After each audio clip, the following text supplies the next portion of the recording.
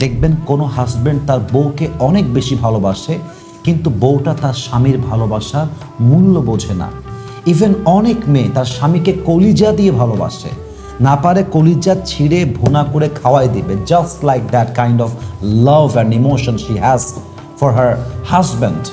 এত ভালোবাসা স্বামীর জন্য, কিন্তু স্বামী তার বউরে 2 পয়সা মূল্য দেয় না। ইভেন আমি মাঝে মাঝে বলি যে কিছু স্বামীর কাছে কুকুরের মূল্য আছে, বউয়ের মূল্য নাই।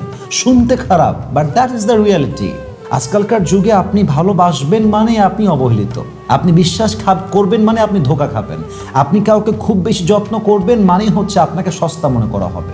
এই জন্য আমি সবাইকে একটা মেসেজ দিচ্ছি এই মুহূর্তে, আপনার হ্যাপিনেসকে কখনো কোনো ব্যক্তির উপরে ডিপেন্ডেবল করবেন না যে সে আমাকে ভালোবাসলে I will be happy. No, your happiness should be not like this.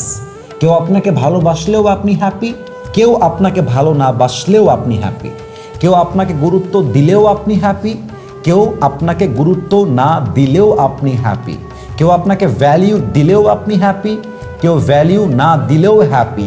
That should be the definition of happiness. When I am alone I will be happy. When I am with someone, I have to be happy. And this should be the happiness.